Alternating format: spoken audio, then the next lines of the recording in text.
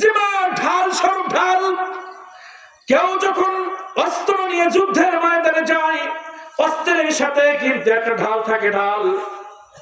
আমি যখন আঘাত করি তখন আরেকজনের আঘাত বাঁচানোর জন্য ঢালটা এমনি ধরি, তার অস্ত্র যেন আমার গায়ে না লাগে, ঢালে লাগে, আর আমার অস্ত্র যেন তাকে গিয়ে আঘাত করে, ঢাল ব্যবহার করা হয়। আল্লাহ রাসূল বললেন, তোমাদের সামনে এমন একটি মাস আসছে, ঢাল স্বরূপ। কি ঢাল? গুনাহ তোমাদেরকে গায়ে স্পর্শ করতে আসতেছে, জিনা তোমাদের শরীরে স্পর্শ করতে আসতেছে, মিথ্যা তোমার শরীরের মধ্যে ঢুকতে যাচ্ছে, হারাম তোমার শরীরের মধ্যে ঢুকতে চাচ্ছে, তোমার চোখের মধ্যে জিনা ঢুকতে চাচ্ছে, তোমার হাত দ্বারা অন্যায় ফাইল সই করার গুনাহ তোমার মধ্যে ঢুকতে যাচ্ছে। রমজান তোমার সমস্ত অন্যায় থেকে প্রোটেকশন দিচ্ছে। একজন মানুষ যখন আল্লাহর নামে সেহরি শুরু করে দেয়, আল্লাহর জন্য রোজা রাখা শুরু করে দেয়, সে আর কোনো খারাপ দৃশ্য দেখতে পারে না। তাহলে রোজা আপনাকে খারাপ দৃশ্য থেকে ঢাল হিসেবে ব্যবহার করলো। এই রোজা আপনাকে চোখটাকে হেফাজত করলো। আপনি কোনো মিথ্যা বলতে পারবেন না, কারণ আপনি চিন্তা করবেন, আমি তো রোজাদার, কেমনে মিথ্যা কথা বলি। আপনি কিন্তু বিড়ি টানতে পারবেন না, কারণ আমি কেমনে বিড়ি টানি, আমি তো রোজাদার। আমাকে কেউ গালি দিচ্ছে, আমি ঢাল ব্যবহার করলাম, বাবা তুমি আমাকে গালি দিও না, আমি রোজাদার। কেউ আমাকে খাওয়ার জন্য ডাকতেছে, আসো একসাথে খানা খাই, আপনি বলতে পারবেন না আমি রোজাদার, আমি খানা খাইব না। তাহলে রোজা আপনাকে খানা খাওয়া থেকে বাঁচাইলো। ঢাল ঢাল বোঝাচ্ছি, ঢাল সমস্ত অন্যায় কাজ থেকে রমজানুল মুবারকে রোজা আমাদেরকে বাঁচাইছে। এজন্য আল্লাহ রাসূল বললেন, রোজা হচ্ছে ঢাল। কিসের ঢাল? অন্যায়কে তোমার শরীরে স্পর্শ করতে দিবে না। এই রমজান ঢাল হিসেবে অন্যায়ের সামনে দাঁড়িয়ে যাবে। এই রমজান হচ্ছে ঢাল। এইবার আল্লাহ রাসূল বললেন, শুধু ঢাল নয়, এই রমজানুল মুবারকের 30টা দিন, প্রথম 10 দিন হচ্ছে রহমত, অগণিত রহমত বর্ষণ হতে থাকবে। সুবহানাল্লাহ। এই রমজান এমন একটি মাস, মাঝখানের 10 দিন মাগফিরাত, হাজার লক্ষ লক্ষ কোটি কোটি মানুষগুলোকে আল্লাহ ক্ষমা করে দিবেন। সুবহানাল্লাহ। লাস্টের নাজাতের মাস, এটা এমন একটি মাস, শেষ 10 ভাগে পৃথিবীর লক্ষ লক্ষ কোটি কোটি মানুষকে, যাদের উপরে জাহান্নাম বাজেট ছিল, জাহান্নাম থেকে আল্লাহ লাস্টের 10 দিন অনেক কোটি কোটি মানুষকে আল্লাহ তাআলা নাজাত দিয়ে দিবে। এটা এমন একটি মাস, জাহান্নাম থেকে মানুষকে বাঁচিয়ে দিবে, তাই নয়, এটা এমন একটি মাস যে মাসের মধ্যে যদি তুমি কাউকে ইফতারি করাও, তাহলে হাউজে কাউসারের পানি তুমি পান করতে পারবা। হাসরের ময়দানে পানি পানি করে যখন আমাদের জীবনটা বেরিয়ে যাবে, সূর্যের তাপে আমাদের জিহ্বাটা নাভি বরাবর বেরিয়ে আসবে, আমি যদি গুনাহগার হই, কেউ আমাকে পানি দিবে না। আমার রাসূল বললেন, এক ঢোক, এই কাপের এক কাপ নয়, এক ঢোকের মধ্যে যতটুকু পানি খাওয়া যায়, আমার রাসূল বললেন, আমি এক ঢোক হাউজে কাউসারের পানি তোমার কাছে পৌঁছায় দিব।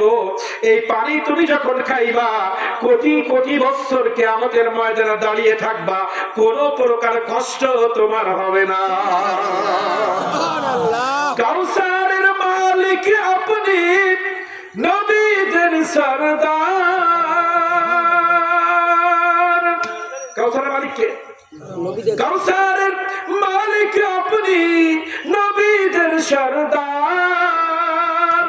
কে আছে আর আপনার মতো এ বিশ্ব বাজার? নবীজি আল্লাহ আল্লাহ আল্লাহু লা ইলাহা ইল্লাল্লাহ আল্লাহ আল্লাহ আল্লাহ।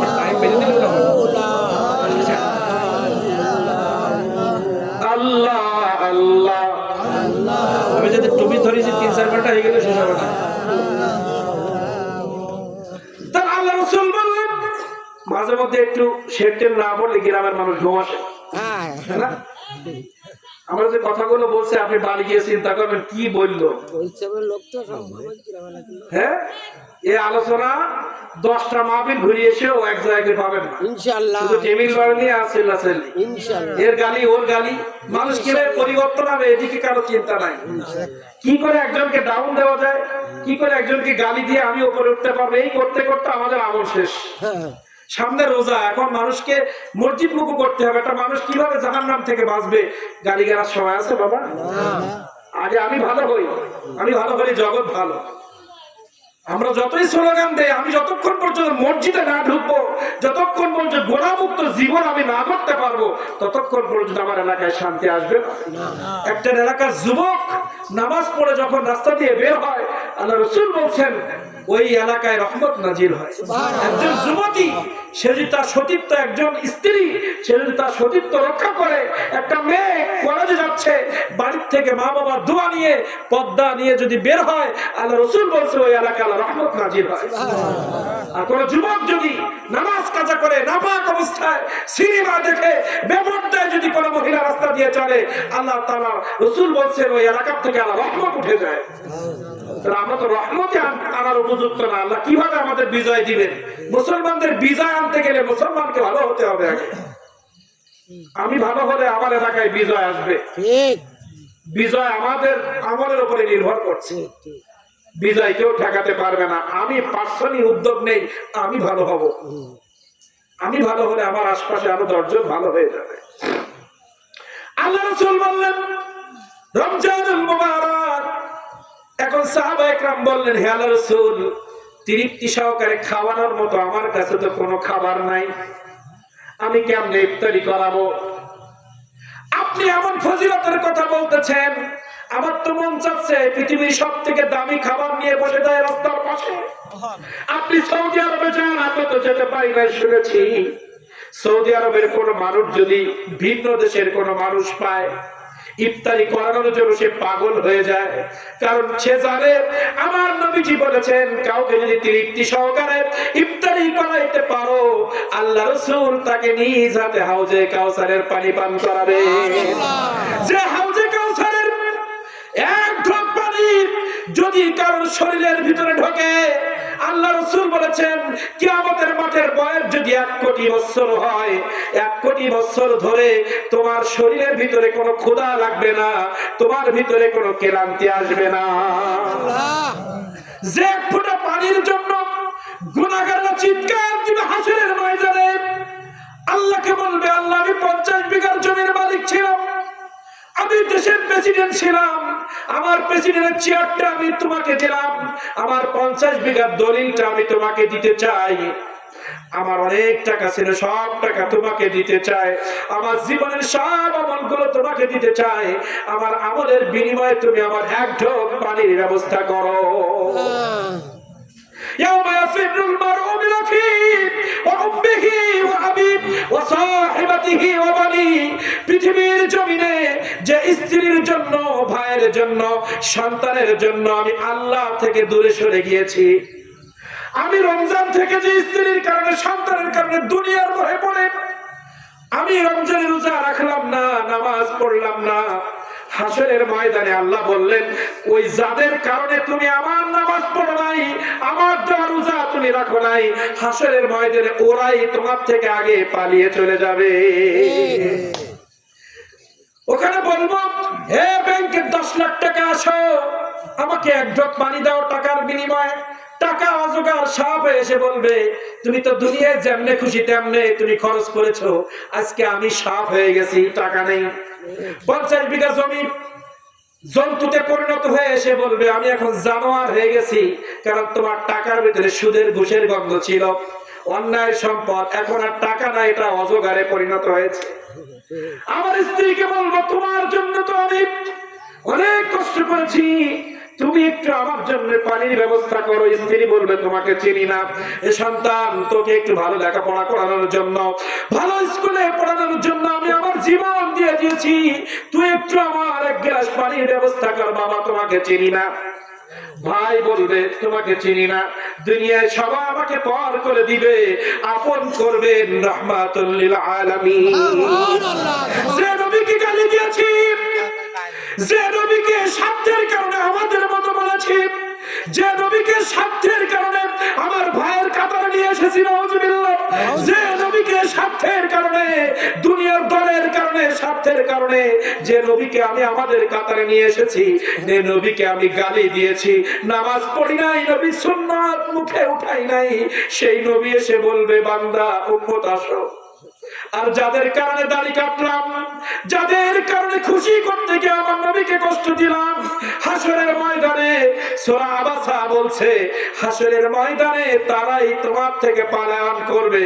আর যাকে গালি দিয়েছো সারা জীবন, সে তোমাকে বাঁচানোর জন্য আমার কাছে বারবার চেষ্টা করবে।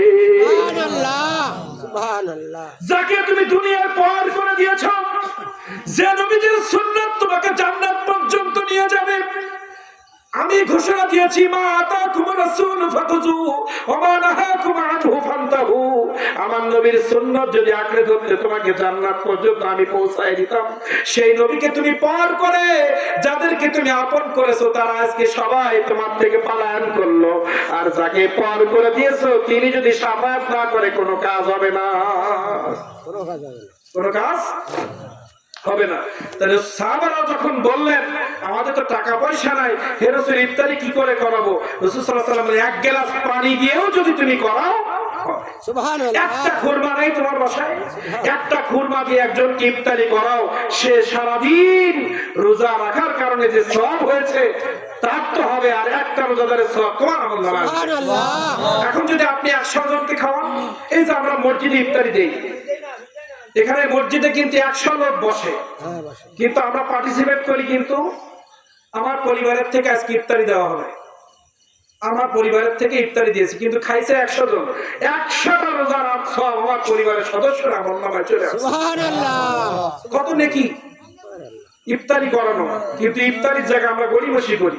খিচুড়ি, এমন খিচুড়ি দিয়ে পেট খারাপ হয়, গ্যাস হয়, একটু ভালো মানের ইফতারি করানো যায় না? এত বরকতের ইফতারি আমরা খিচুড়ি দিয়ে তো শেষ করে ফেলাইছি।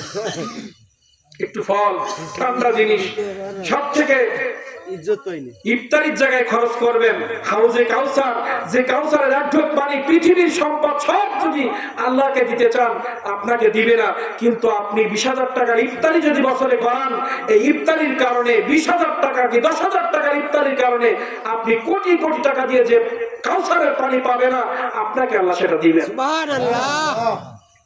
কিন্তু যে লক্ষ লক্ষ টাকা আমরা